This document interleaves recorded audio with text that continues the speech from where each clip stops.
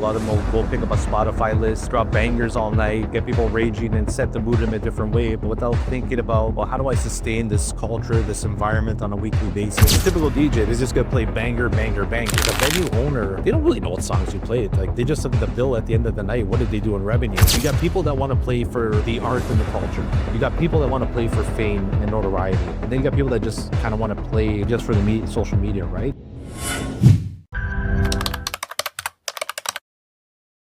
First of all, Alex, so nice to meet you. Nice to meet you too, man. Glad you're here. We'll call this title like The Lost of Respect in Nightlife. Bit of that, yeah. There's a little bit of that. I know, like, what intrigued you into, like, I guess, starting a conversation with me? When I heard your last segment talking about the importance of venue, atmosphere, the way the music's being curated, and understanding what like venue owners want and sort of influencing revenue for the venue as well. And it's a lot of things that typical DJs don't think about, right? A lot of them will go pick up a Spotify list, just drop bangers all night and get people raging and set the mood in a different way, but without thinking about, well, how do I sustain this culture, this environment on a weekly basis? How do we build a crowd? How do we build that sort of, segment in nightlife that people, it's like a lost art. A lot of people don't do it as much anymore. And I really was intrigued at how you brought that up. That's what really inspired me to meet up with you, because I thought it was great to hear something. Awesome. I'm always down to like meet up with like creators in the industry. Like, I've been in the industry for a long time, about like 8+ years as a promoter, then retired, then came back as a DJ. And I really like respect the art of it all. And when I started learning, I was like, there's so much disconnect of like what true DJing really means. And I guess like the newcomers that are coming on, and I guess like the lack of respect, the etiquette. Like, I've heard stories from like other DJs. I guess we could get into that even more so. But first, before we get like dive deep, like I want you to paint me a picture. Like, how was nightlife back in Toronto when you first started versus now? Like, what clubs mattered? Who were the gatekeepers? How did DJs get discovered? What was it like back in the day? Yeah, so I'm going to kind of date myself. I got my big break in 1995. I was about 15 years old. Back then, it was a club called Taboo. It was well known at the time. Another club that was very big was all LA Hollywood. And you had some downtown places like Still Life, Exit Eden that were pretty big. What happened to me was I was doing lights at this club. And one day, the DJ there was trying to strong-arm the owners into making more money. And they looked at me and they said, "Hey, kid, do you bring your records?" Because I used to go practice on my records all the time. Like vinyl stuff. Vinyl, yeah. So I went up the street, got a few more CDs at the time, killed it that first night, and never kind of looked back. If you go back to that time of day, right? Like, people would show up to a nightclub around 9 o'clock. You had about maybe 4 hours to make your bar sales, because 1 a.m. was the last call. And, it'll be raging a little bit. And back then, the Euro dance was big. R&B and hip hop was kind of still coming alive at the time. House music was in a different growth period, about to hit its big mark. And what ended up happening, I ended up playing almost every night at that club. Taboo. Yeah, because every DJ wasn't hitting the mark and just took over different lights. I had a mentor there who was doing Fridays nights. His name was DJ JC. He's part of the infamous Sunshine Sound crew back in the 80s. And he did a famous night at the Phoenix Hall Planet Vibe where they would do a lot of old school. I credit him the most for refining my transitions and the way I play.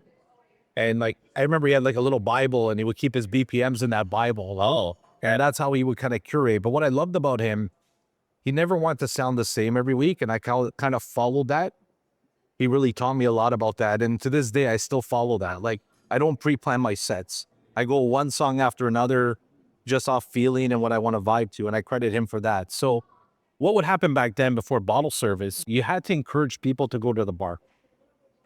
So typical DJ, they're just going to play banger, banger, banger. Yeah. What I kind of learned from the psychology of it, like, play a couple of songs that might not be as good to leak the dance floor.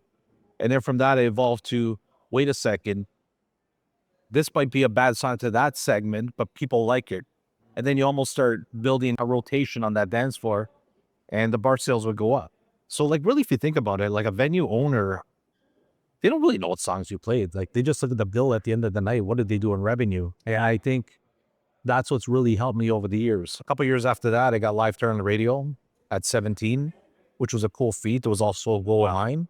And I think when I got to 19, they wanted me to take a pay cut. And, you're young, you got the ego like this. And You think you could just go walk into any club and take someone's job, which I tried to do. And I got very humbled with that. Then I kind of had to do the reverse of what you're doing. I promoted to DJ versus going from promoting to DJing, right? And that was like probably the second coming of my career. And at that time, we had places like Fluid, Mad Bar, Living Room, Lot 332, Money. That's from Richmond Street, used to be S-Spot. Yeah, I remember that. And what was interesting is like I'd be doing some mainstream stuff, but also a lot of after hours and underground. So at the time you had Buzz, which turned into Industry. So I got to play a lot of venues there. Played in Montreal. Got lucky doing a couple of gigs in Miami and Nikki Beach, Vinyl, New York. Later on, I kind of took a year in LA. I got to play a place called the Bohemian. And then when I got back, met someone, started DJing at a place on College Street called Lily, which was owned by the well-known people. Is that more like open format or is it all house? So that was house. Lily was house. We probably had like some of the better house DJ. Dirty Dale, Dennis from La Haute Society was a resident there one time. Oh yeah, I was well active. He's still active. A friend of mine, we kind of broke in together at the time. We're doing some promoting together. Nice. So we go way back. That was that era.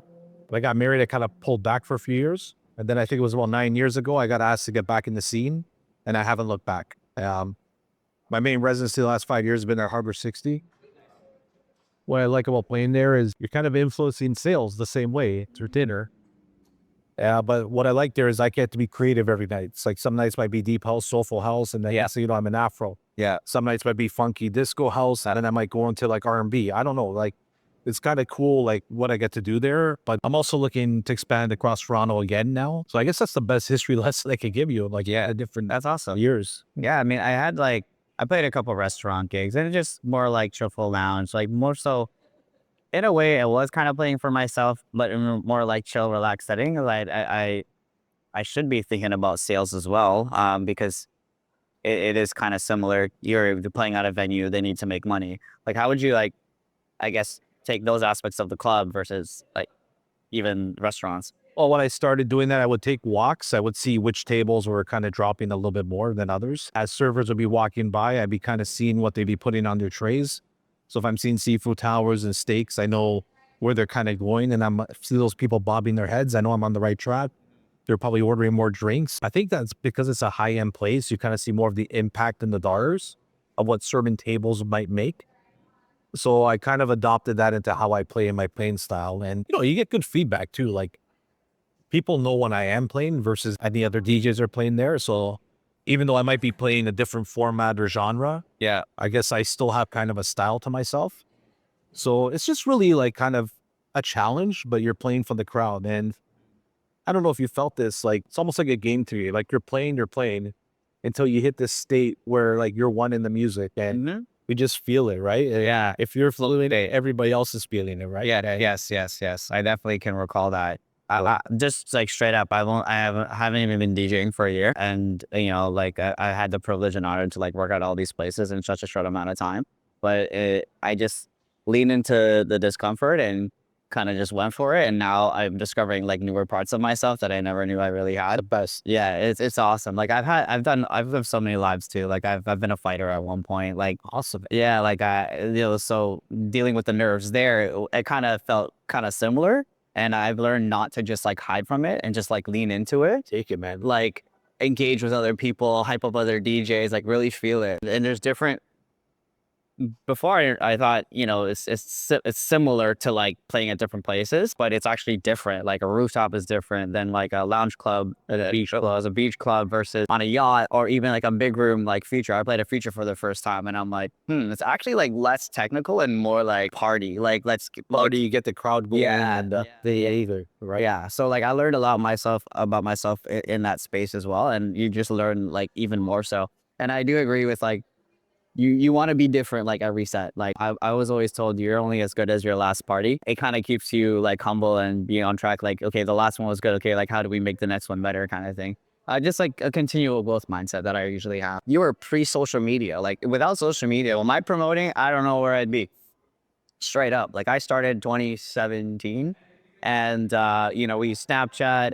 I think people before were using Facebook, but Snapchat was huge, and obviously like Instagram as well, creating stories and whatever to help promote and like create a database. And and definitely a big tool for DJs to be discovered. And you already know, like, sometimes it's more attractive for venue owners if someone that's like has a high following, kind of has this whole take their followers to them kind of thing, and they make great sales. I understand the business aspect because when I make these videos, it's coming from a perspective of a promoter and also a perspective of as a DJ. I can feel you guys now, and also like even hiring talent because I hire talent do the music programming at Energy House. Oh, nice. Which is the wellness spot, kind of like other ship. It's called Sauna Cold Plunge. It's such a different niche. I heard good things about it. Thank you. It's definitely a vibe, and definitely there's a lot of challenges like introducing basically a newer concept into the city and see what they like and trying out other DJs and dealing with them as well. Like there's a lot of nuances to that as well. So that's why I'm trying to like bridge the gap between everybody. But yeah, like what did respected DJs look like back then, and how did I guess they get gigs? Is it all word of mouth? Is it fly? It was word of mouth. You get a following. I think back then DJs mattered a lot more than they do now. Like a DJ would kind of carry the night per se. Yeah. I think the big change happened. It was just before bottle service. Like a lot of, I guess they weren't promoted. We used to call them flyer boys. I would digital flyers for the nights, right? But before bottle service, roughly around, I want to say like, was it like 2004, 2005? Something like when it started. Yeah, I would say. And then the flyer guys kind of became promoters for bottle service and whatnot. And then, then that was kind of a big thing. And then the promoters would kind of select the DJing, and that's what kind of led me to get into promoting myself and promoting full nights. I used to love throwing like a good party and all that. And then I think over time, like you've seen the evolution of social media, having specific photo spots, being at certain parties based on social circle, because now people want to go hang around certain social circles. Like I think Sergio and yourself, you guys have developed a social circle of people that will go to all your events, right? No matter where it is. Yeah. Yeah. And if you notice, I don't think sometimes a DJ who's headlining makes such a difference, right? But then again, like if you look at it from a festival and EDM point of view, producers have become DJs now. Yep. I would like to say they're performing on stage, not necessarily playing. Yep. I feel you. A lot of them are preset mixes. They got to match all that too. So I don't think people really know what goes on up there, like at the end of the day, right? So, there's been a lot of like, do you have to produce the DJ, or you have to promote to DJ, or like, you have to have a bigger social media and the following to DJ. And then that's kind of where I get a little bit protective of the culture. Yeah. Because there are people that really put in the work, and there's other ways to get in and bypass that. Like, I'm not going to lie. Like I have my own goals, not announced yet, but I just booked my first gig in Ibiza, October 4th. Right. And something I've been after my whole life. I've been on Zoom sessions. I had one this morning actually. And you talk about challenges, right? And this group out of there, they have a specific music genre they're looking at, and I had to kind of prepare some playlists for warm up, peak hour, and then the afters at the villa, right? Just to get a general idea what they think I would play. And I told them, I said, I don't pre-plan. I'm off the cuff, but like give me some guidance. So they kind of gave me some labels that they follow for those. And this morning we kind of went over those playlists, and yeah, the guy's like, oh, where'd you get that track? Where'd you get that track? It was kind of cool because like through my musical knowledge, it was like I knew what they wanted. I was able to put that together, right? Yes. There's always challenges. So I think what's happened now is like, you got people that want to play for the art and the culture. You got people that want to play for fame and notoriety. And then you got people that just kind of want to play just for the social media, right? And, you got people playing for different reasons. And I think that's what it's evolved to. And it's really for the venue or the promoters or the players to understand what you're going to bring to the table. Do you think there's more people just playing for themselves and the fame of the social media now more than ever, or do you feel like it's less of that? I think more than now. I like to compare both because like I kind of was really young in that. Yeah, no. I'm trying to. I think playing off vinyl, like you would have your crate, your selections, and you're working on the fly, and I think that's how I was trained to play. In the advent of Spotify, Apple Music, you got a lot of people pre-planning their sets. And they're going in order. Right. There was that scene a few years ago at Coachella. I think it was Grimes, where it totally tweaked on her, and it doubled the BPM, and she didn't prepare the set. She didn't have any technical training. She couldn't recover. They started blaming the software and everything else like that. Yeah. I do recover. So I think what the difference is now, like just a lot of pre-planning. Yep. There's a ton of DJs that can't play for more than an hour or two. Yep. Like a lot of them can't do a 6-hour set. Like actually, it was cool actually. Dennis from Little House Society. We were back together at his house with myself, him, DJ Aristotle, and Andy Warburton, and we had some really cool conversations that night. We were debating open format DJs versus single format DJs. What's too long of a set? Like, yeah, I think Andy was saying, I don't like playing for more than 4 hours if I don't have to. Where me and Aristotle was saying, oh, I'll do a 6-hour, 8-hour. Even I think he said during COVID, he did a 23-hour set, if I'm not mistaken. Oof. That's something crazy what he did on Twitch, right? Yeah. And he didn't repeat a track, played all vinyl, like very interesting, right? Wow. And there were like a lot of cool debates going on about like how the culture's kind of changed, right? And I would have loved to be in that room. it was cool because it was like kind of unexpected, but like there were really good conversations, right? And I think that's what's changing now. It's just like some people are very pre-planned and they're not in the moment. Yep. And then there's DJs that are just in the moment. Like I could see like you're an in the moment person. I can already pick that up when I've seen your videos for the songs you're playing and whatnot. And I think that's really cool. Yeah, I think it's also maybe an approach to life and philosophy or psychology of life that I have. It's you can only plan so much, but then if things don't go your way, I'm not going to freak out. I'm just going to adapt to the situation from there. Now that I'm thinking about it, it kind of goes with my music as well. So I guess the next question would be, what does understanding the room, like that phrase, actually mean to you? Seeing body language, feeling the vibe, seeing people, what they're doing. Are they bobbing their head? Are they moving? Are they talking? You having a good time? Sometimes you just got to switch up your set. Like if it's not working, can you do that? Right? Like I know I spend a lot of time, probably more than most people, what they call music prep. Like I'd say weekly I spend maybe 2-3 hours like listening to new music. And the way I bring them into my software, my USB stick, is I tag songs based on what I think the genre is, when to play it, at the vibe base. That allows me to be more creative that way. Yeah. How do you categorize it? Like what names do you use? I know everyone's different. I'm just It's funny. I got so many different ways. Like I have genres. I got time of the night. Something I call refresh will be like an old track redone again, but in a different way. Mostly I think it's just what I think the genre is, not necessarily what it says. And when I would play it, they're key factors. I used to do a lot more stars, but there was like 5-star, 4-star. Like I like to not play. like a rating system. Yeah. And I've been really trying to purge my collection. It's gotten too big. Yeah.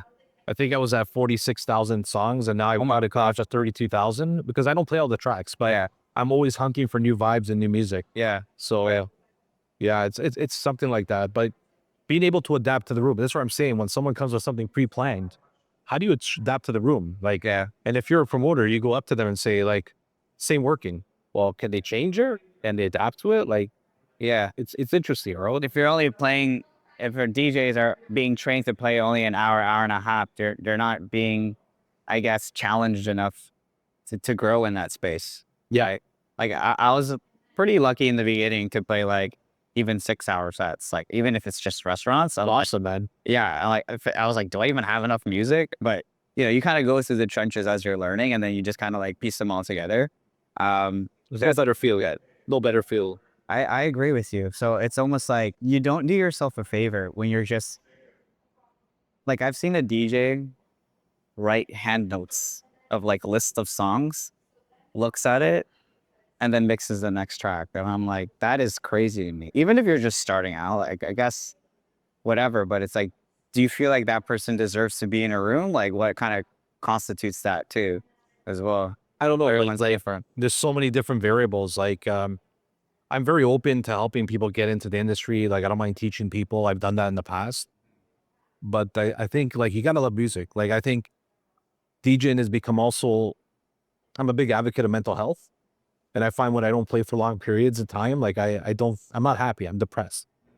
And it's almost become part of my mental health routine. So, like, people are going to be passionate about the music and passionate about playing. And the other people are doing it for the other reasons, right? You could tell. Yeah. Yeah, you could Like, tell.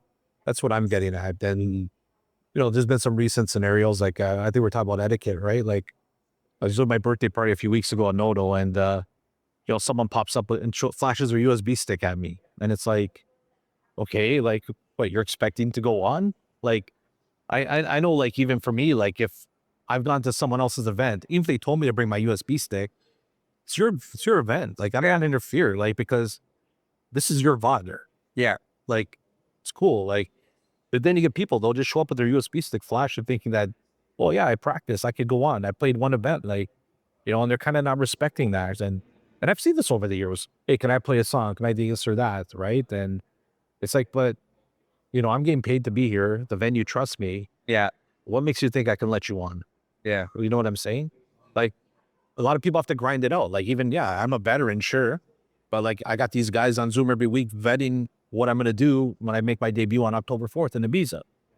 Right. They still want to see what I'm going to do. They still want to see how I play. Right. But I got to go through the hoops to kind of prove it. Right. So then the person wanted to copy my collection of music, even offered a price. And I said to myself, well, do you know what a DJ goes through to build their collection? You know, the vetting they go through, like understanding their sound, like it's a lot of work. Like that collection's kind of priceless in a way. Yeah.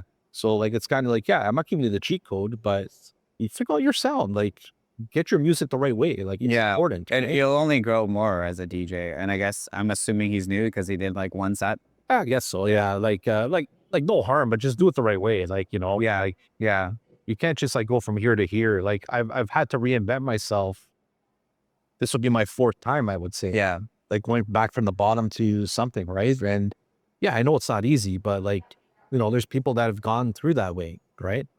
And just do it the right way. Like there's etiquette, like there's etiquette, and just follow it. Is there more that you can teach the audience of like, I guess, how to have that etiquette? Because I feel like people just don't know.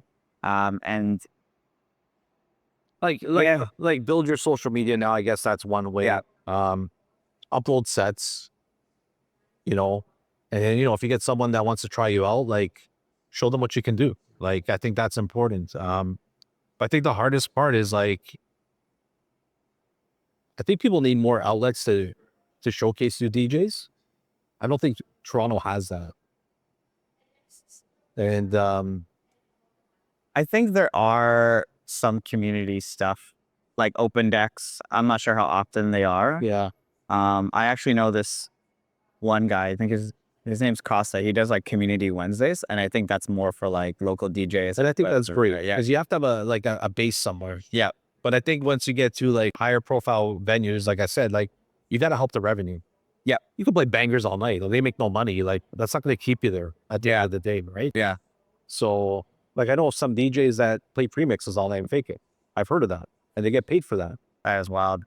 It's wild, but it happens, right? Yeah. Just protect the culture. Like do it for the right reasons. I think that's what I'm trying to say. And like, if I can't play something, like I know my handful of DJs I call to play in my absence because I trust them, right? I know what they can do. Yeah. So, but to get to that status, put yourself out there the right way, get some access, that's all I can think of really. Yeah. But I find Toronto's become a very more closed niche industry than it used to be. There maybe isn't as many opportunities. I mean, I think because the barrier entry to DJing is a lot lower now. Like it's easier to mix more than ever with social media. If you're good on the camera, like I feel like it is easier to get. It helps. It helps a lot, like significantly. Who would you say like your inner circle is like with DJs and people that you can, talk to and like, okay, what do you think about this? Have deep open conversations. This is my experience with this venue, whatever. Well, like Dennis and I reconnected. We were kind of on the outs for a few years, and we reconnected in the past couple of years. Yeah. So I like to talk to him, Andy Warburton. Ray's another guy I like to talk to. Indigo once in a while. Yeah. Tommy Pap's a legend back in the day. I still like to chat with him when I can. Don't see him often, but he's probably one of my favorite, most respected DJs. I would say Jojo Flores out of Montreal. Yep. Jojo, awesome. I was recently there and I checked out his cafe for the first time. What an experience, man. Talk about homage to the culture. Like Really? what a space, man. Just totally awesome. Yeah, definitely more inclined to go there. I was thinking about F1 me, but then we got too busy. So Yeah, and I guess he was still out. I didn't catch him when he was coming back to close up shop because I had to go for dinner. But I'm just trying to think. Adam F will be another one. He's more on the northern side of the city. do you guys have like a master room chat? That'd be really cool. No, I don't think we do. I just say like these serious.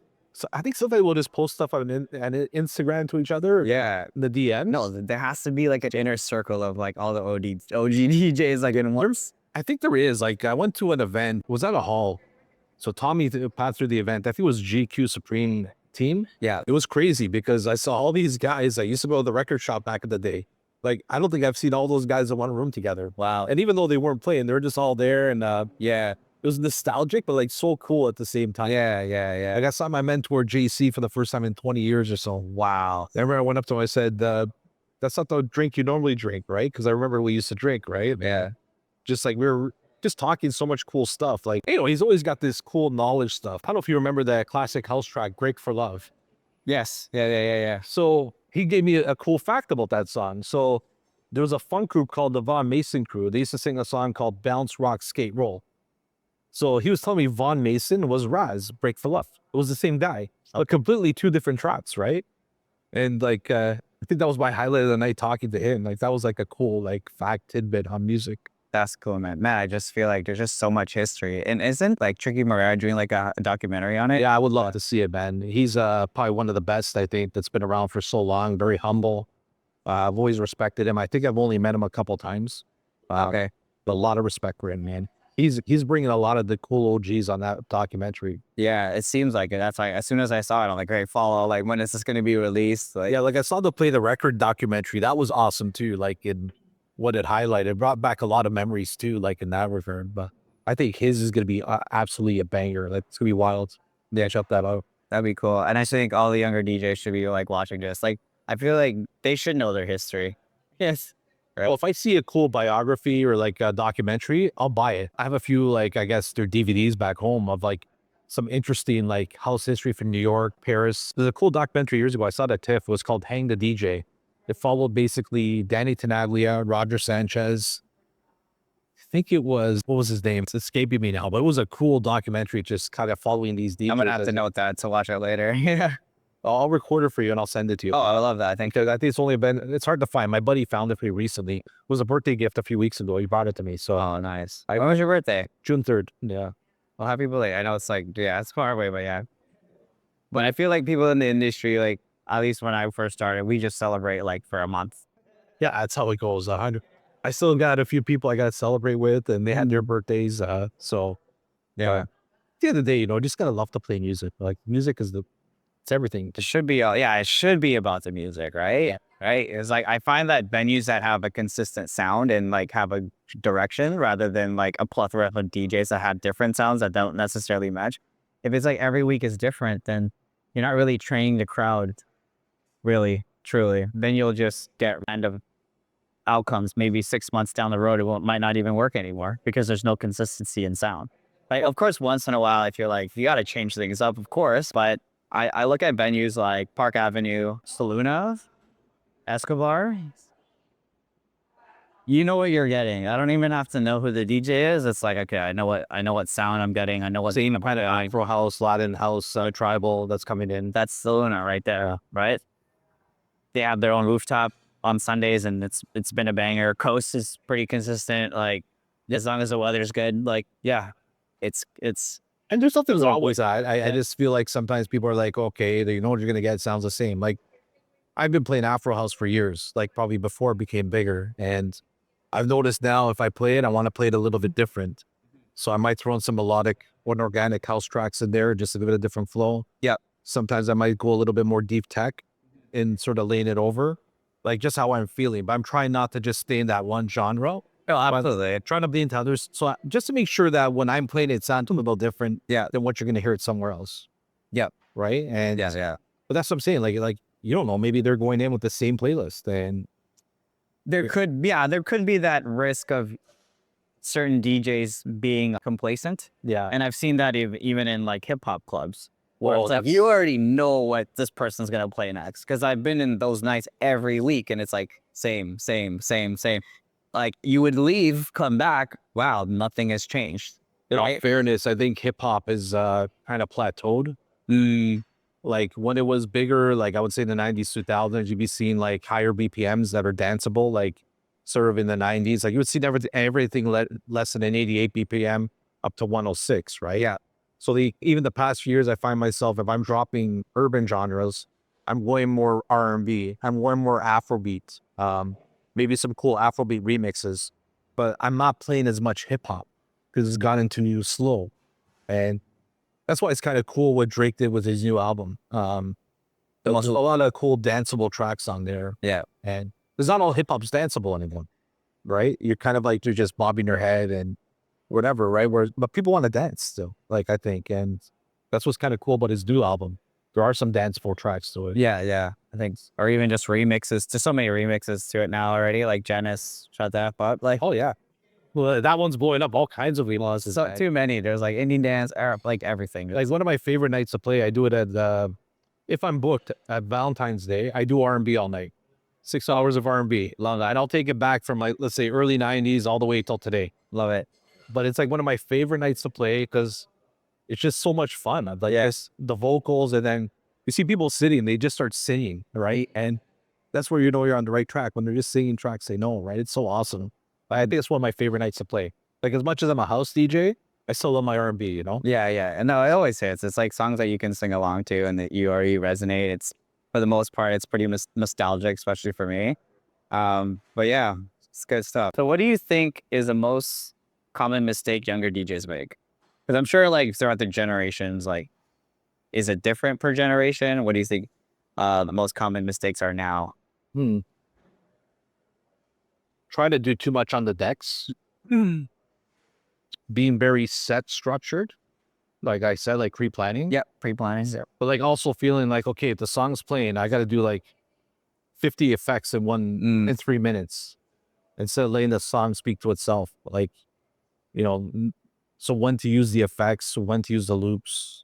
I think they feel they got to do too much on every song just to make it look like they're doing something. Yeah. I don't know if that makes sense. No, yeah, I feel you. And then I would say a lot of them don't just learn the fundamentals of beat matching, because you never know when something might screw up. Like you can't rely on the sync button all the time. Yeah.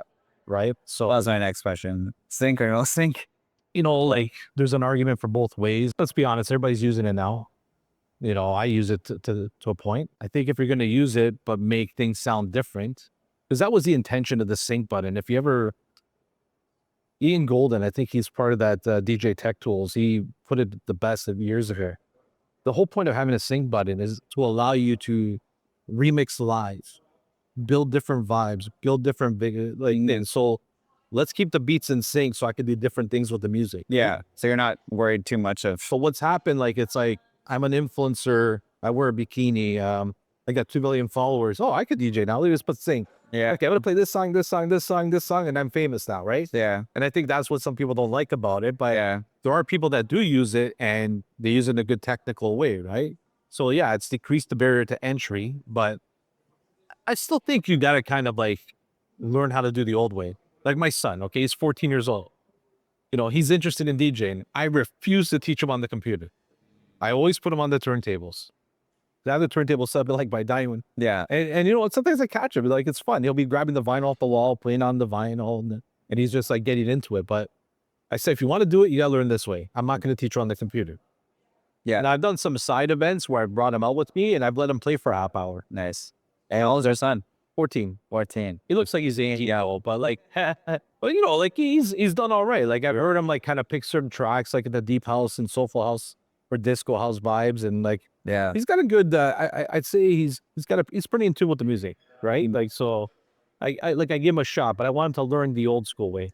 I agree, because it's like sometimes those BPMs they don't match up, so you gotta do it by ear, or you're gonna have a crash out. So. I think I remember when I was 13, it was like such a big deal. Like back then, there's a lot more drum and bass in jungle. The raves were big. Yeah. And I'll never forget when I discovered to double the beat. Right, so I'd have something at 88 beats per minute, and I'd be playing something at 160, and Yeah. you're beat matching, but it's every other beat. Yeah. And you're doing that on vinyl with that. It's like, oh wow, I just did that. That's like kind of cool, right? Yeah. I mean, I'd love to like learn vinyl. I just don't have the access to it right now. Anytime you want, man. It's Actually, I thanks. swear, no problem. Appreciate it. Where do you live again? I live in Vaughan, right? Vaughn. Okay, I'll make a trip. All right, no problem. All right. So let's take over the next question. I guess, have you ever seen and watched a technical, amazing DJ completely loses a room? Is there a such thing as being too technical? So I was in Ibiza last year, and I guess a lot of people would call Black Coffee the GOAT. So I'm sorry? Black Coffee would be considered the GOAT these days. Yeah. And I went to go see him play at High Ibiza. And guy was killing it, rocking an awesome set. And I was there with my buddy. And then I guess because we were there in June, it was a very UK crowd. So all of a sudden, he switched his set to cater to the UK crowd. I guess they like to sing a lot. Okay. And I just felt the vibe drop so much. And it's like, I think that's it. We're done. Like, and I was kind of surprised to hear that. Like, that's one instance I saw it. Just trying to think who else I've seen do that before. Oh, I've just seen like certain DJs that headline at a certain place and thinking it was a big sell and they sold me on it. I'm there and I'm like, you actually suck. There's a lot of that because you have a lot of producers that they produce first and DJ second. Yeah. Yeah, I think, you know what? I was in Vegas one year. I think it was Kygo that played, and I thought I was disappointed. Like, I thought the opener, the warm-up guy was way better. He had a good feeling on the pulse. I saw Steve Aoki play in Portugal, and he was playing live, and it kind of shocked me. Yeah. Because I heard him make a couple of mistakes, and I'm like, okay, that's awesome. Like, at least he's playing live. Yeah. I actually like his sets. Like, I'm normally not even into his music, but when I'm there, I'm like, yo, you're a fun time. So there's certain DJs that surprise me in a good way as well. I was like, wow, this guy, like, he's playing live, and I totally respect it, you know? Yeah. I think when I go to the States, like, I'm in Vegas, like, I don't get the hype with certain DJs there. I guess, like, I don't see much, like, from that standpoint.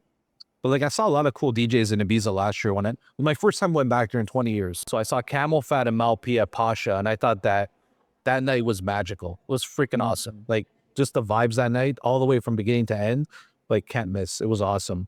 I went to this cool place called Pikes. No cameras. It's kind of like a boutique hotel. And they got this church in the back, which is called Freddy's. This Freddie Mercury from Queen used to throw his birthday there. No way.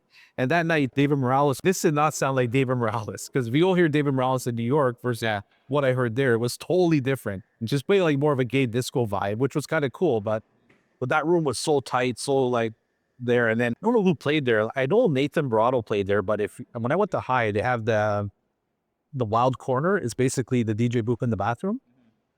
Wow, that was my favorite place. DJ booth in the bathroom. Yeah, but the best vibes were in that bathroom. Like, Sounds like a lot of we kept going back to that bathroom. recreational activities, you know? Yeah, every bathroom was kind of like, sealed shut. That's how you know there's recreational. But let me tell you, the vibes in that room were just stellar.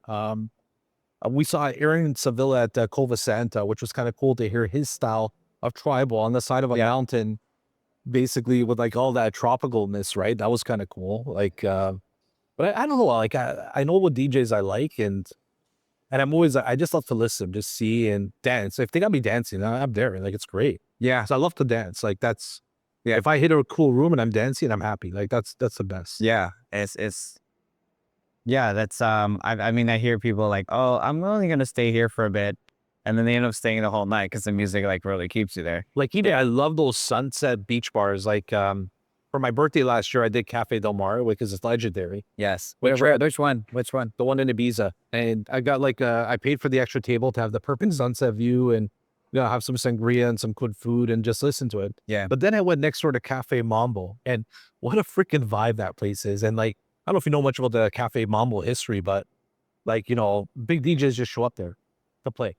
Oh, okay. So like Hugo debuted last week, and he went there before he went to his residency. Yeah. And this is just like a beach bar on a boardwalk strip, and people are just, imagine you're just having dinner there, and you know, Roger Sanchez comes and plays, or James Hype shows up and plays. Like, it's just like one of the coolest places. Like just casually, like nothing. Actually, yeah. And Wow. so sometimes I'll be at home, I'll just put on Cafe Mambo Live. But then actually it was Andy Warburton used to be part of Head Candy. He used to play at Cafe Mambo, and one thing he was talking about that night with Dennis's house, which was cool, was how intricate you have to be for the sunsets sets.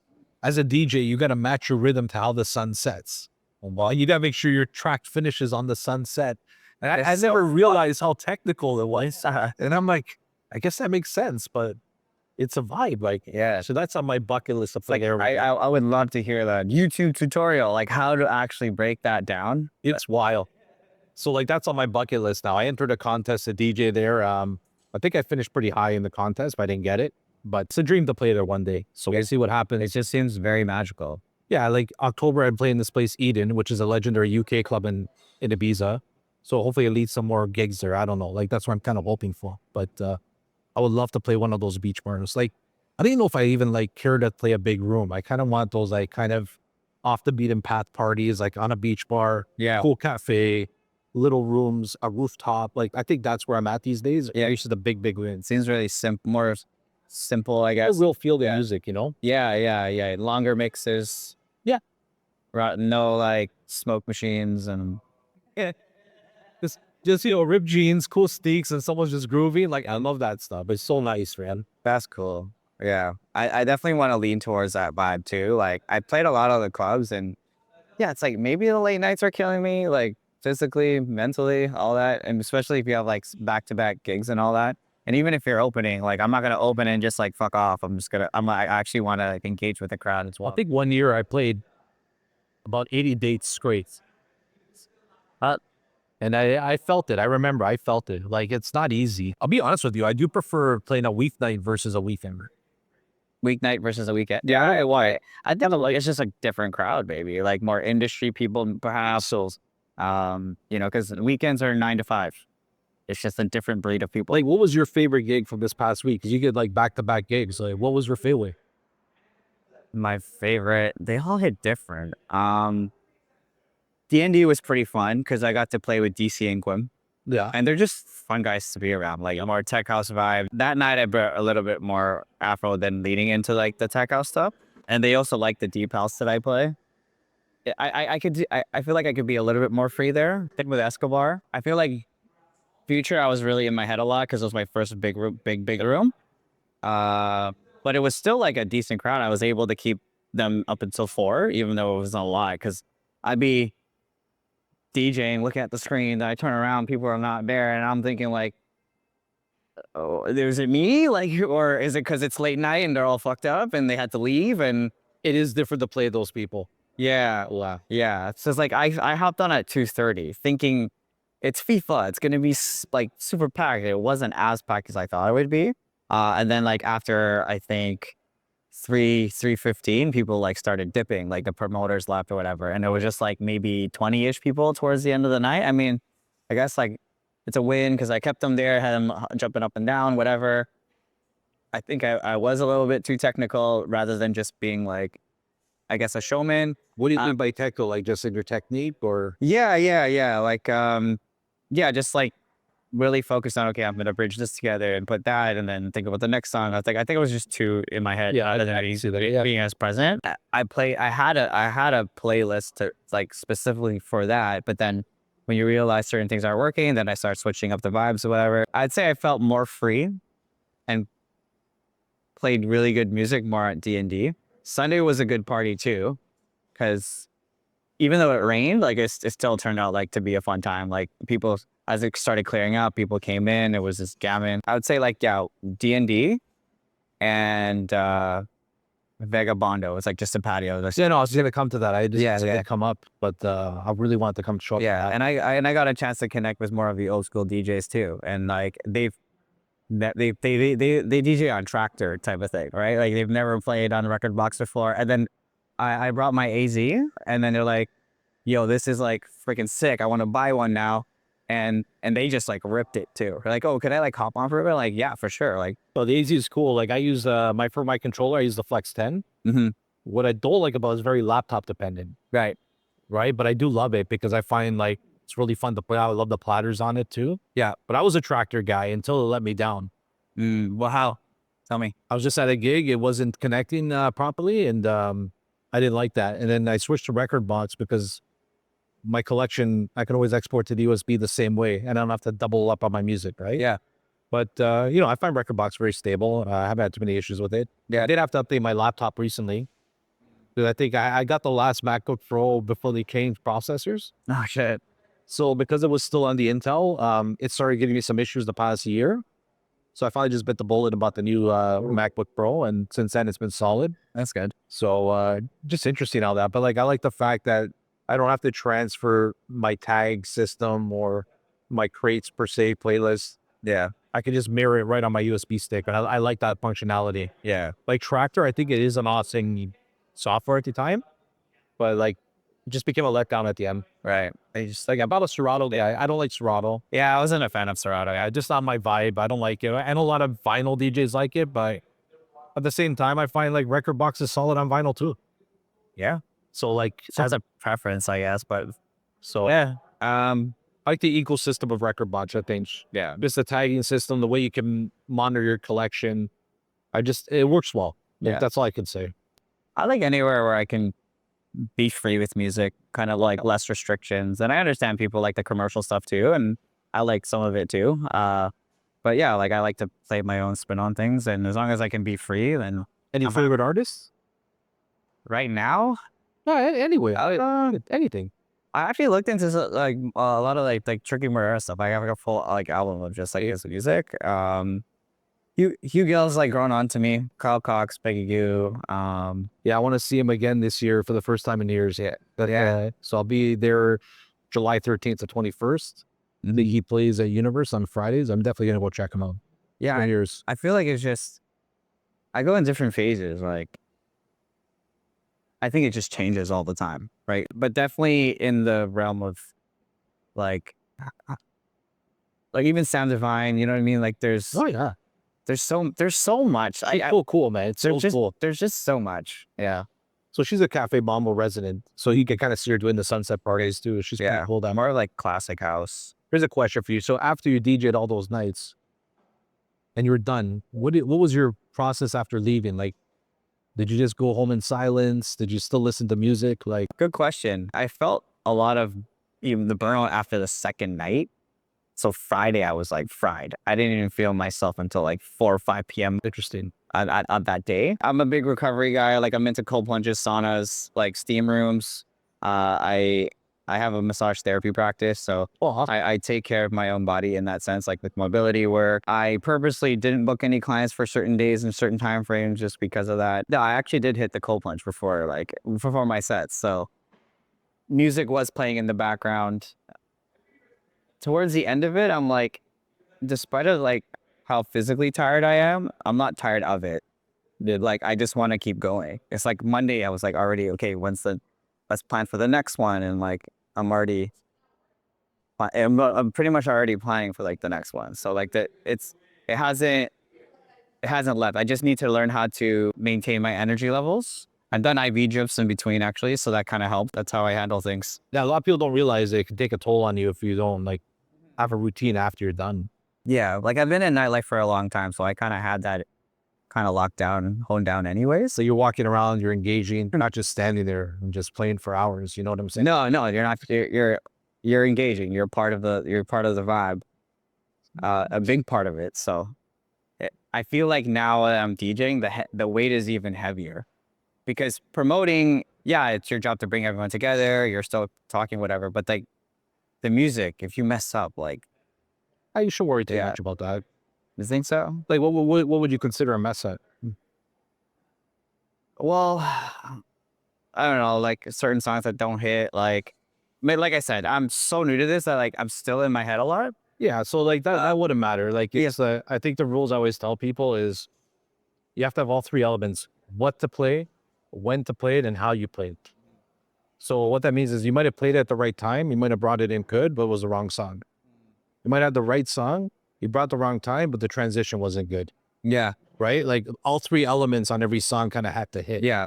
And and not every song's gonna hit, but like that's why sometimes you gotta have this is like kind of like banger, banger, banger, banger, banger. You can't do that. Like sometimes you gotta set up the banger. Yeah. Or you gotta set up that kind of transition track. Yeah. So that element of surprise. Like and you're gonna see the mood of the room change from up and down, right? Yeah. So like, maybe you played the wrong song. Okay, cool. How do I recover from that now? Yeah. Do I recover the vibe a certain way?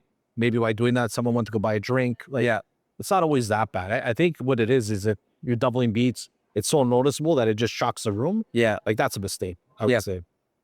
Like that's something that's harder to recover from. But, just one bad transition here and there, I don't think it's a big deal. Like just keep pushing and learn from it, I guess. It's a big tool in a sense. It's more of an added element because I've already had the promotion background already. I'm kind of used to it. But then the DJing, it's almost like you're doing both. Yeah, you are in a way. Yeah. So it's more brain power that I'm being using and everything is in real time. And it's either you're aware of it or you're not aware of it. So, yeah. Well, I think like Hugo, it's so funny. It says make the girls dance, right? That's what I do. I'll find a certain set, Yeah. and if they're going all night and they're leading the team, Yeah. I just keep those girls dancing, and the Yeah. guys will start dancing. Yeah. Yeah. It's not make the guys dance because the guys don't typically dance, and they're not going to lead your room or your dance floor. So like you kind of follow that. It kind of works in a way too. Yeah.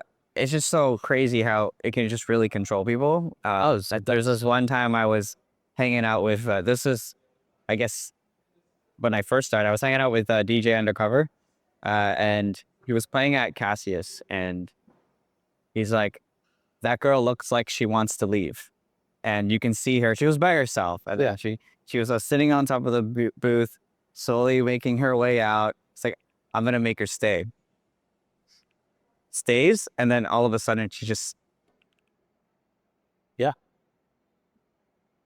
I don't even know if she was aware of it. She just stayed. And I'm like, when I saw that, I'm like, yeah, you know what the hell you're doing. Well, it's interesting. Yeah. Someone once told me, it's interesting when you play, there's not many fights at all. Mm-hmm. Like when fights will break out, and it's because I know the energy where it's at. And then, you know, I guess it's kind of like bad in a sense, but like, you know, end of the night, there's people that want some action. They want that one night stand. And, you know, if you can create that love in the room, you can help that person Get late. Yeah. And that's a power too, right? Yeah. So like, it's so interesting just like through music, how you can kind of manipulate emotions and really like subliminally, the night depends on you. It's going to be a good night or not because of you subliminally. Like whether people don't realize what you're doing on the decks, like you can really change an outcome. And I think that's the power of it that sometimes people don't understand. It's really interesting once you first feel you get that power, then you kind of like leverage that mirror in crowd control. So it's interesting that he brought that up because like I've seen that done and I've done it many times. Just trying to keep certain people happy and keep them in the room. Yeah. There's always key people in the crowd that you kind of want to keep there. Yeah. But just having awareness of that and being like intentional, like I'm going to make this person stay. Like that's experience. And like, is that teachable, or is it just, you got to just build the reps and then eventually the awareness comes in, your eyes are just going to get bigger and bigger. You will learn it once you're like more like when you're in sync with your music and you're in sync with your crowd. Yeah. I think you will learn that. And then it all comes together so easily. Yeah. But like, that's what I talk about. Like every night's like a challenge to me. Like where am I going to hit that state where I'm one in the music and one with everyone? And it's like, I'll play the songs and just keep going, like not even going to play. And eventually that momentum's going to kick in and boom, it just hits, right?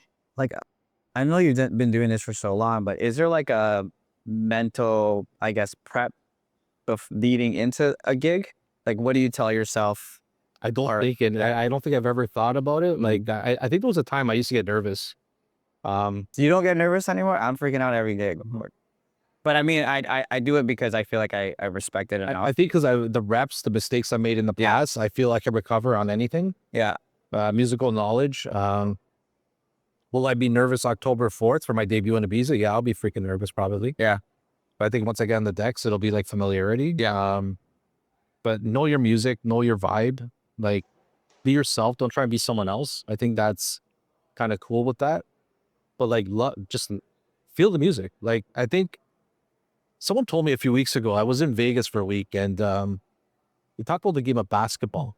And it's one of the few sports where you have to be in the moment at all times. Like you can't be thinking ahead, thinking back. Like you got to be in the moment for your shot to drop.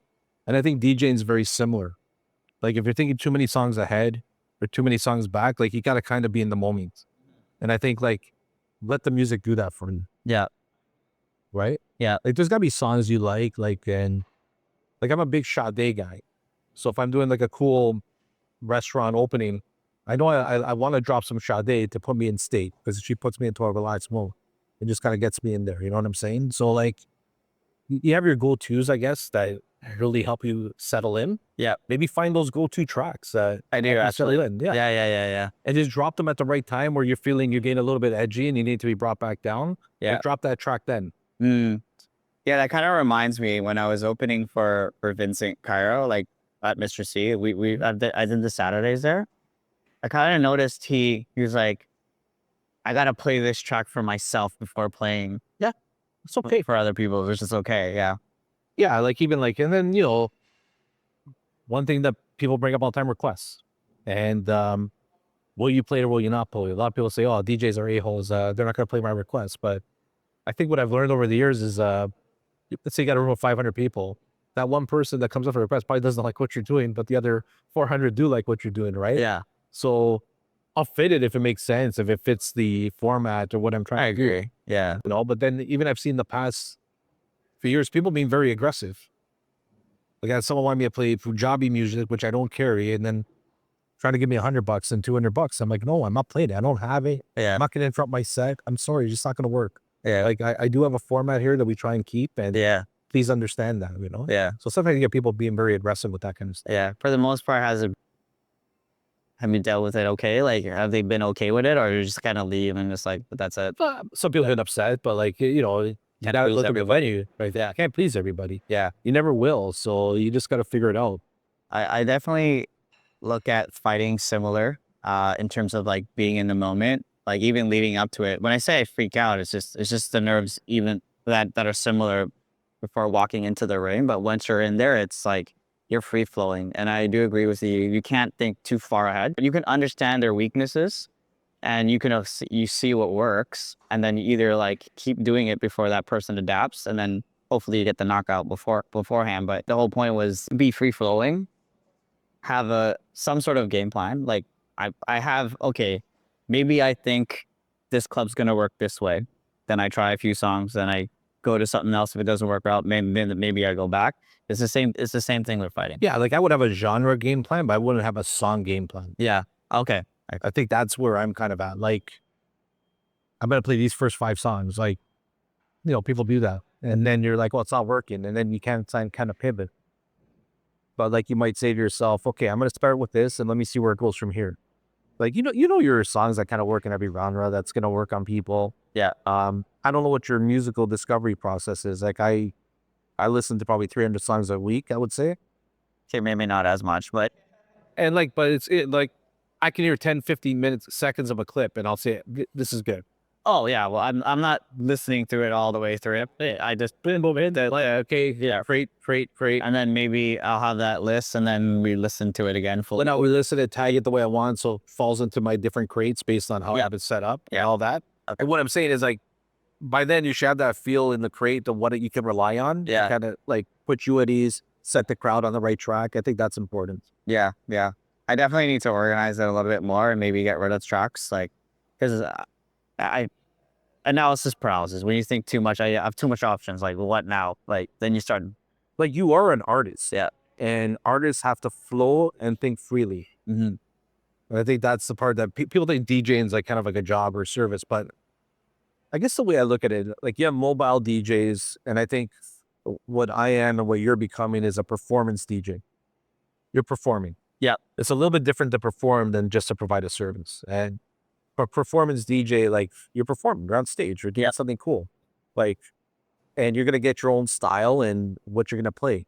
So there's a difference between being just a regular sort of, I hire you for a wedding or this and that versus being a performance DJ. And I think being a performer, there's nerves. I'm not gonna lie, there's some nights I played, I'm like, I miss those days when they used to hide the DJ booth. Like, you know? Yeah. You know, there's been nights I'm like, yeah, I'm on this stage, this beautiful DJ, but everybody's looking at me. And I just don't feel like they like hide from Cameras, like everything. Yeah, that was future for me. I'm like, this is the most attention I feel. Like I played at other venues that they still look at you, but like this is a different level of it. Yeah. I used to like to kind of hide, and you had your little window and you would kind of see what's going on. But you know, it's changed now. Like they want to put you on a bit of a stage, right? Yeah. So I don't necessarily mind it. Is DJ etiquette disappearing to you? I don't know. I talked to a lot of the OGs, and they would tell you that. But like it goes, it's a different culture now, right? Yeah. Like people are getting booked by followers. They're getting booked by what their social media videos are, not necessarily skill, right? So I guess you could say that. Like all I'm going to say is like, we don't know everybody's story. We don't know how they got there. And you know, you can't just jump from here to here. Because at times you got to be patient. Like not everybody's meant to make it. And if you put in the hard work and someone discovers you, great. But there's how many great artists don't get it, I think. So I guess the etiquette is like when someone's playing, hey buddy, like go play this or play that. Like respect what they're doing. Like let them play. Yeah. Don't interrupt them. Don't distract them. Let them play. Appreciate what they're doing up there. You know, don't bring your USB and flash it. Hey, can I play too? Or, oh, you got to do this, you got to do that. Like, I think that's the etiquette, like from other DJs. Like, respect your fellow DJ, wherever they are. Like, let them play. Like, let them play and appreciate that. Don't intervene. This is one example I can think of. Let's say you put me on as an opener. After I open, I just leave. Would you also say that's not part of good etiquette? Well, like, how do I know you're not going to another gig? How do I know what's next for you? Maybe you got to make another appearance. Like, if you want to stay in support, great. Like, I think the etiquette for an opener versus closer might be different. Tell me more. Well, like a closer, like, should they be there the whole night? You know, I think the problem with being an opener, you got to realize you're there to set up the crowd. You're not there to take away from the main attraction. And a lot of openers kind of try and do that because they want to get bigger, they want to play, and you got to kind of respect the headlining per se. And where the closer is like, okay, well, let me keep the energy going, right? And then let me bring people to a good place.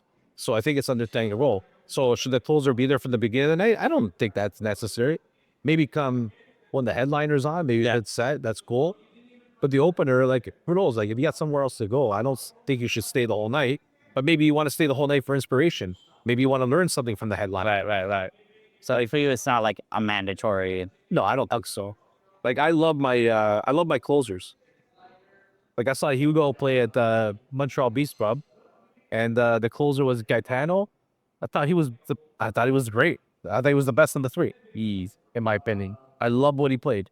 Just such cool vibes. He brought the place down. Everybody left to watch the Montreal game, and whoever was there was just they brought something cool, right? So What would you say the most important role of a closer is after that, in comparison to like an opener? You just said openers like to build up to the main attraction. Now the main attraction hits. make sure people leave happy. I think that's what the closer's job is. So not necessarily based of numbers. No, like keep the crowd there, keep them happy, and make sure they leave on a good note. I think that's important. And the time frame doesn't necessarily, like, let's say it's a 4 a.m. and they leave at 3:15. What's the promoter kind of expect of you? Right. Like I've done after hours where I used to do the 5 to 8 slot. Right? Those are people that want to dance till 8 a.m. So let me give it to them. That Right? But if the venue wants to shut down early, like, then wind it down. Like, keep people there, but slowly bring the levels down a little bit. But make sure the last couple songs, like, people leave on a good note. I like that. Yeah. I like that. It's like at the end, if it might be something out of genre that gets them to sing and they have that memorable experience of singing a track at the end. Good, cool. Maybe I want to drop something like a soul R&B vibe so people feel some love before they leave. Yeah. You know, like, I've seen DJs do that. Yeah. yeah, make sure like they leave on a good note. Because you as a promoter know this, like, people want to remember how they left the party. Right? That's like, don't remember when they left early, but also remember when they stayed late because it was so good. Right. And then they're going to come to your next one. Like, even like, if you look at it like as a promoter too, like, you got your people that come every week. You got your people that come once a month. And you got your people that come once every 3 months. So how do you bring them back all the time? There's a rotation to that. Yeah. Right? Yeah. Fair. What are some unwritten rules every DJ should know? Respect, like I said, support artists. I think that's important. It's nice to get free downloads, but I think, you know, there's producers, artists out there, like, support them in how you get your music. Whether you buy their music, you play the stream, like, don't go on YouTube and just rip on music and start playing it. I think that's, like, support the artists you play. Yeah. Give people rotation, number one. Unwritten rule, like I said, respect the other DJ. Appreciate your time. And I don't know if it's an unwritten rule because it still happens. Don't backstab other DJs, man. Like, don't try and like show up at their venue trying to scope their gig. I've seen a lot of people do that, especially in Rana. And that still happens to this day. Like, there's people I'm giving gigs to, but I've never seen them try and give one back to me. You know what I'm saying? Yeah. And then they'll message you like a few weeks later, hey, do you have any openings? Ever any openings? Not once did I get a message saying, hey, I have an opening for you. Yeah. So, like, you know, it's nice to bring and give the karma, and I love to be giving and give karma back, but like, Yeah. don't try and scope someone out. Like, you know what I'm saying? It's not cool to do that kind of thing. I guess that would be like kind of on your road, and don't play for yourself, but like, be true to the crowd. Like, be true to the crowd. If you were 21 years old today, how would you build a career differently? I think I do recall you saying that you built it like multiple times. It's a tough question. I definitely probably invest more in producing. I think producing your own tracks or remixes. I think that's important. I learned as much as I can about social media and how to promote myself and put a plan together. Like even to this day, I'm doing that. Joined some interesting calls from different people that have done different things for social media, and it's pretty interesting. The one common denominator is you'll never know what goes viral. That's the interesting part, and don't be afraid to copy what someone else is doing. So I think today will be learn production, learn social media, and I think the most important part is network, but a network in a positive, mature way. Like don't be egotistical. Don't try and step on anybody's toes. Let it organically come to you. I think that's how I would approach it today. Yeah. Because I believe there is bad karma out there, and if you do wrong to another, it'll come back to get you. But like do it like just build a good social circle, get to know the right people. Hopefully they give you the opportunity, and then once you have that opportunity, like do everything you can with that opportunity. I think that's really make sure you stand out, make sure you do a good job. I think that's how I would do it differently this time. So production, social media, organic growth with people, networking, and when I have my opportunity, just make sure I stand out. Yeah, definitely. People are telling me to start producing music, and I'm like, I'm open to it. What would younger Alex Rock struggle with today? He was an egotistical guy back then. So You said you were trying to get other people's gigs. I wasn't doing that. But well, I wouldn't say that. I would walk in and say, hi, here, I'm the best. Like, take me. Like, that was my attitude back then. Mm. Not thinking about like someone else is playing there, all that kind of stuff, right? So I guess what I would tell myself, be more humble. But I think what today I would younger me would struggle with. You have a talent, and there's gonna be people that don't have a talent that are getting gigs over you. I don't know if you would handle that very well. Just going back to what I was there before. I don't think he would handle that well, that guy at that 21. Do you think you'd be ranting on social media like this guy's? I don't think I don't think he'd be a ranter, but I think his friends groups would know. Like he'd be like, "What the hell is that guy up there for? Hey, sucks!" Like knowing how I was at that time versus now. Where now I might say, good job, he's trying, or she's trying, and one day hopefully they get it. Yeah. So I guess that would be the big things. You survived over 20 years, you'd say, plus? What's, Okay, I'm in my 40s now, so I've been DJing professionally for 30 years now. So I've seen all the different transitions of it. So unless you want to, what almost took you out? that's why you use marriage. If people are share things. Yeah, being a family person, and I guess people looking at you like you got kids at home while you're out DJing, and you know, even like they would say, "Oh, what are you out there? You're picking up girls, you're drinking, whatever the case may be." Like I think some people didn't understand that. Um, my kids are at a fun age now. They're 14 and 11, very musically oriented. I could do more now, so I can chase those dreams. I wasn't able to, but I would say like family life almost took me out. I can definitely see that and in a way relate to it because it's almost like promoters and DJs, like we might as well be strippers in the dating field. Like they just think that we're all about that lifestyle of like hookup culture and drinking and degeneracy. But it's like, for the most part, like, yeah, we know how to party. Let's just be real. But at the same time, like, they really are in it for the music. And if you can make money of something that you love, like, this is where you truly are. Um, Like we could start a podcast just on stories of things we've seen or what we've been into. yeah, 100%. Like I got so many crazy stories about. It's not going to be our only podcast.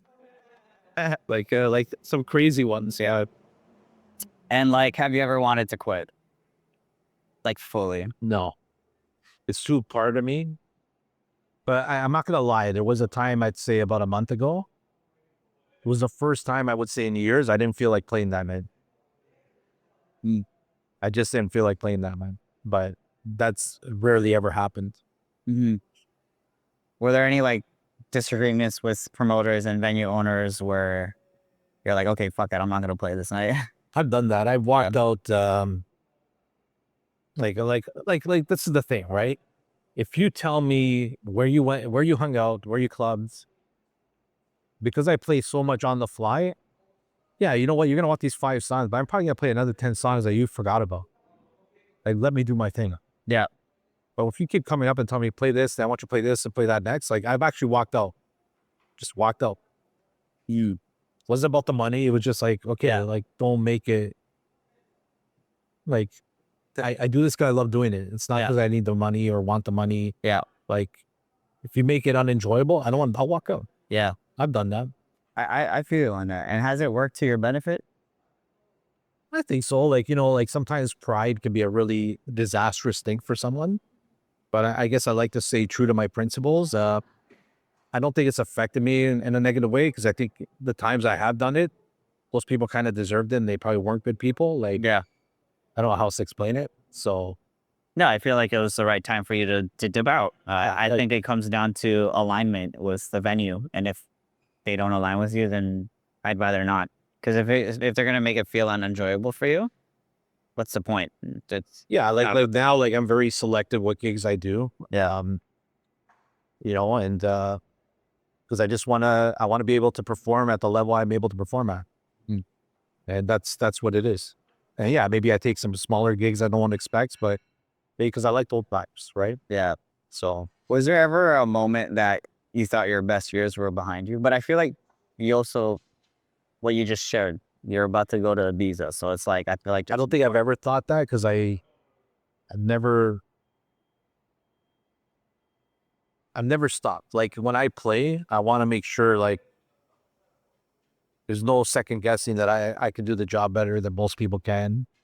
And I want it to sound egotistical, but like I put in a lot of work to make sure A, I don't sound the same every night. B, I create a vibe and every night's authentic. And I think having those 3 elements is important. Like I'm the type, like I do a lot of pre-work in the sense that I can perform. And I think that's why I don't think I would think that. Like if I could do this all the way till I'm 70, sure, why not? Like it'd be kind of cool. I'm down with that. Yeah. I don't care where it is, but I just love it too much, like the music and playing. Yeah. There's no stopping for you. It's amazing. Regardless of, I guess the next question would be like relevancy. Like, have you ever felt irrelevant? And how do you reinvent yourself without like losing yourself? I think now, like, because I've been kind of under the radar for the last few years, I kind of want to get back in more in the Toronto scene again. Yeah. But I'd have to reestablish new connections again. Yeah. Which I'm kind of starting to do now. Yeah. We had your systems in place already before this conversation of like networking and like social media and like as long as you're on the horse, like everything's. I think people don't know I'm open to gigs. Like there's a lot of assumptions I'm always booked. Right. Might not like last weekend I wasn't booked at all, but it was okay. I chilled. It was good. But I've been kind of really putting most of my focus on I want to play abroad again. I think that's my biggest goal. But I also wouldn't mind some variety in Toronto again, just doing different places, just to challenge myself again. Yeah, I guess that's what it is. I love that. Like I'll be honest with you. Like when I say it's not about the money, it's not about the money. But I also think it's important that your fee stays maintained because it can affect other people. Your fee stays maintained? Yeah, because there was a time I remember when DJs were being undercut. So if you're making, I don't know, let's say back in the day, $300 a night, someone's willing to go play for 150, 100, it's hurting everybody. Yeah. Then it got to a point where someone's willing to play for free just because they meet girls or they get drinks. Like, Yeah. that hurts the industry. So Yeah.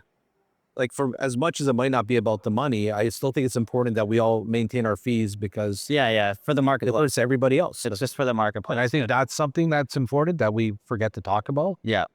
Like I know now, like people I've known in the industry before, I'll do them favors at a little bit less, no problem. Oh, and this is a small handful. Yeah. But I think it's important we maintain our fees. I think that's important. Yeah. I agree. What is the industry standard for you? From a fee standpoint? Yeah. I think these days, 5 and up is reasonable. 5 and up for like a 4-hour? 4-hour minimum, yeah. Okay. I think 3 depending if it's like a couple of hours, I think. Yeah. Okay. But like, you pay for stuff. Like you're paying for social media, you're paying for your music, you're paying for a lot of things. There's a value. At the end of the day, there's a Now, value. if I'm someone that just comes in, I'm going to play off a Spotify playlist, that's a whole different story. But, but, there's people that do put in work, right? Yeah. So, It's like know your worth at the end of the day. Was there something that you believed at 25 that was like completely wrong today?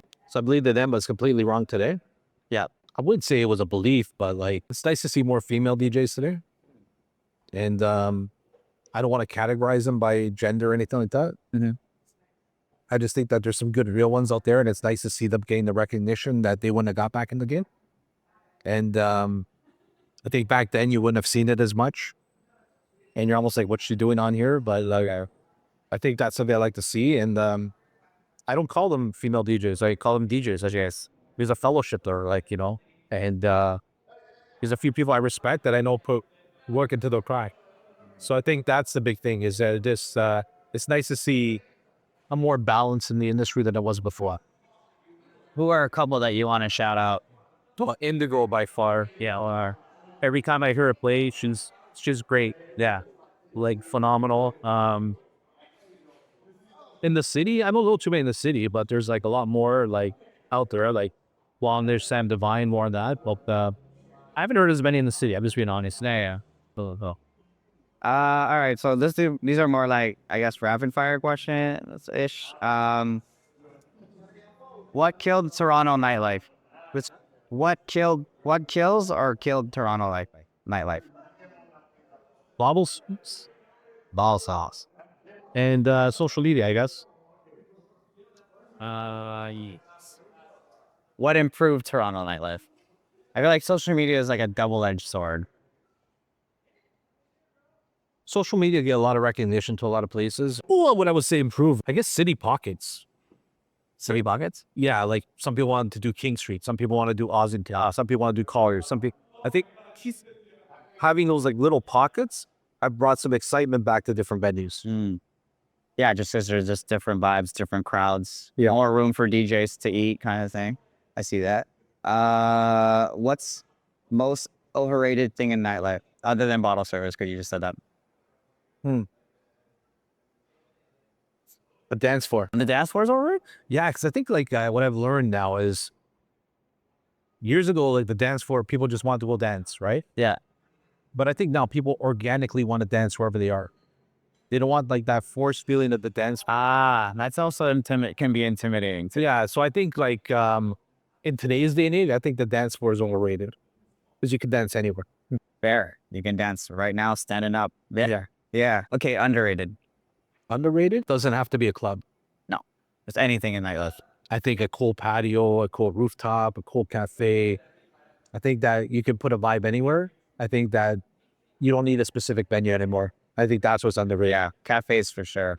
I wanted to do a setup here, but they don't want me to. Yeah, some don't get it, man. Some don't get it. I'm like, I will bring the crowd. What do you mean? Actually, the staff here, they would love it. It's just the owner wouldn't. Yeah, that's what it usually is. Because they're not in it. They're not in it. They kind of walk around, but then they're not actually in it. Best era. I would love to hear 98 to 2006, I would say. Why is that?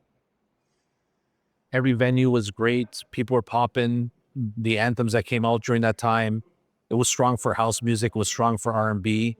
Social media really didn't hit. Cameras weren't really hitting, but I just remember the vibes being so authentic. DJs mattered still. Yeah, I'd have to tie it up to that window.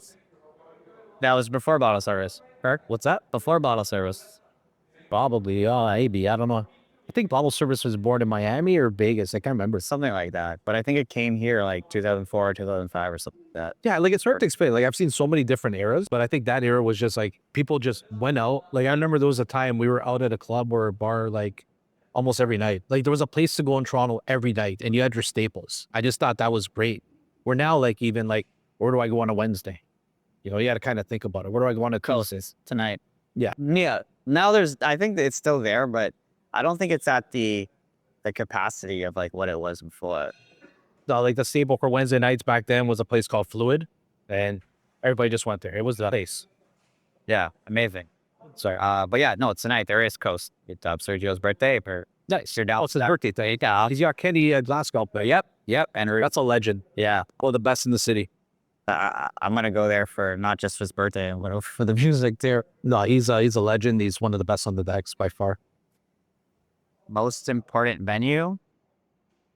Most important venue of all time, or Yeah. But in your range of in Toronto. like today, or like We'll do today and like back when you peaked, you really peaked. And during that era you just described. I don't even know today what would be considered a top venue. Oh, you gotta get yourself out there now. I know. I gotta go hear more. Yeah. I would say Coast. So That would have been my first choice. Yeah. Coast. So Any of the ink of it, like any of the ink venues are always great, like for sound and everything, what they offer. Like, you know, I've known Charles for a long time too. I haven't seen him in years, but yeah. Going back, like his place, the government was definitely a staple. I think we had one of the best after hours of all time, a place called Industry, which I was fortunate to play a couple of times. Those were unbeatable. Like there was a time where Toronto probably would have been considered the mecca of music for house music at that time. We just had so much going on for us. Like the best DJs knew that they wanted to come here, they wanted to play here. Like it would just, and I think like there's so many venues like during that time, like that were just phenomenal. nice. Biggest myth that DJs believe. Biggest myth a DJ believes, it's about them. That definitely You're a part of you're a part of it, but it's not all about you. You're part of the machine, but it's not about you. What makes a good night? The bartenders, the doormen, the promoters, the people, like all of us make it a good night. It's not always about us. basically you gotta control your ego. Well, it's like this, like if the staff is having a good time, don't you think the patrons will have a good time? Yep. So sometimes making the staff happy leads to better customer service, right? So like you're not just playing for them, like making the staff happy, they feel that. Yeah. So how do you add to the venue to make it a good space to play that you're gonna have a successful night? So that's what I'm saying. It's not always about you. It's about what you bring to the table. I guess I could finish up with this question. Give me some tough ones there. I'm digging deep. But look, if Toronto nightlife disappeared tomorrow, what would you want to preserve forever? I think it would be cool to have like I like what Tricky's doing with the Documentary? like wouldn't it be cool to just have like a Toronto Hall of Fame of nightlife almost? Yeah. Like just a venue where you can kind of revisit different artifacts, sounds, DJs, and I just think it'll be cool. Like I think there's been enough there that it'd be kind of cool to just have something like that. Yeah. Like a lot of people don't know this. I went to Nashville a few years ago, and everyone talks about the country music and Country Music Hall of Fame.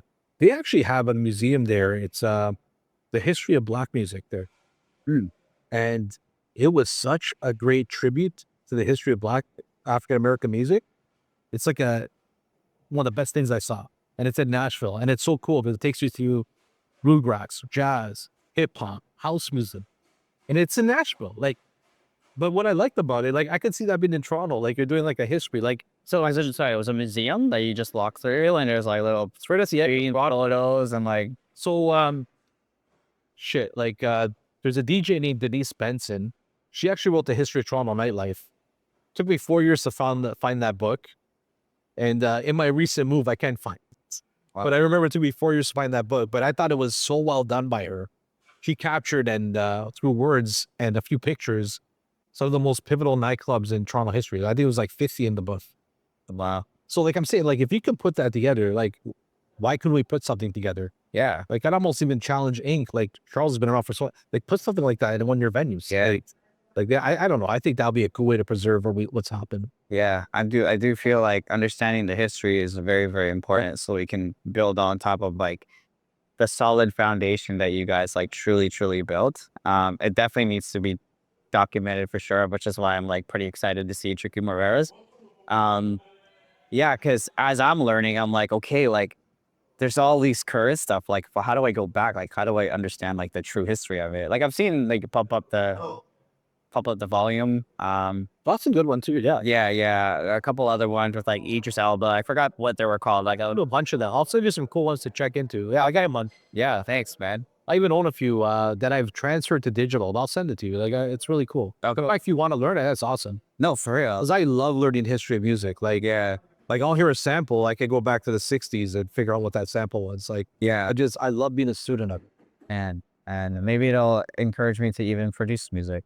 Yeah, that's a lot, man. It seems so, and I'm like, okay, well, we'll see, we'll see. I'm just like enjoying. It's getting better. I'm enjoying what I'm doing right now, and I feel like this platform has allowed me to connect to like cool guys like you, and yeah, I think to preserve and maintain like the future of nightlife, they have to understand like the history as well. Yeah, like it's true. Like I know this year I want to kind of throw a couple parties like I used to back in the day. Yeah. Um, like one of my famous parties I used to hold at a club called Mad Bar was called Pink. We used to raise money for breast cancer, and I used to have pink umbrellas hanging from the ceiling. I used to have these big martini glasses on the bar filled with cotton candy. Yeah. Every girl that came in would get like a tutu or tiara. And one year I even brought live pink flamingos into the party. But like, and it was cool house music all night. Like, that was one of my favorite parties. So like, I would love to do that party again, let's say, because it just went over so well. Well, keep me in the loop, man. I'd love to be a part of it. Yeah. No, keep me posted. But like, I think what it is like people just want a good party. Like, and if we can keep throwing those good parties and people feel free, I think that's what it's all about. Really. Connection. Connection. Like, I got into promoting for connection. Then DJing just brought a whole different level of connection. And now just like, I thought I reached a cap in nightlife. No. After DJing, now with the content, it's been crazy. It's been a cool ride so far. And You're doing awesome content. I like what I see. And what I love is you're doing it for the right reasons. I think that's important. I think what helped me with that is like, I've been in nightlife. I'm not there for ego. I'm not there for like, I do it because I love it. And that for me, but I think deep down is like connection, right? Connection's everything. Connection. I love seeing people you haven't seen in years, or I'm like, yeah, I remember you from the dance floor. Yeah. Like, it's so awesome to see that. Yeah. And like, I met so many cool people throughout the years. And the best way to bring them together, especially for my birthday, it's literally a big party. Like, why not? Just have everyone. September 19th. So it's still After my sons. Yeah, it's coming up. Usually there's something big every year that I don't really care to plan, but it's not necessarily for me, but it's just for the people that actually want it. That's what I mean. Like, yeah, that's what it meant to be. And I thought I was done with nightlife. And I was pretty happy, not gonna lie, but then it just leaned into music, and then like I think it's cool bringing people together, and I think that's the beauty of what we do. Oh yeah, 100%. It surely is, man. So, man, I really enjoyed this conversation. Sorry, man. I love it. Yeah, we definitely need like a panel of like OGs. Like seriously. Yeah, it's a round table. Yeah, they're great too. I definitely want to invite you guys more if you guys are more willing to come to my parties, like I'll let to bring you guys. I'll be all more like I've been busy lately, right? So I do a lot in my life. Like, yeah, sometimes people say, how do you do all that? Like I'm co-chairing the Vaughan Film Festival. It's a short film festival, so I'm the co-chair for that. Oh, and that's basically a cool short film festival. It's been running for 14 years. The founder of that got me involved in investing in a movie that's going to be a part of TIFF. So I'm an executive producer as an investor, and they just entered into Venice as well. So like, I don't know, this has been like the year I just take opportunities as they come and just expand whatever I can do, right? So that's amazing. I do a lot, but like, hopefully I'll be out more. Anything else that's next for you? I don't know, I just got to see what happens in Ibiza this time around. I can't, that's dope. Like I'm there for fun in July, which is cool. It might throw me a couple small gigs, which will be kind of cool to do.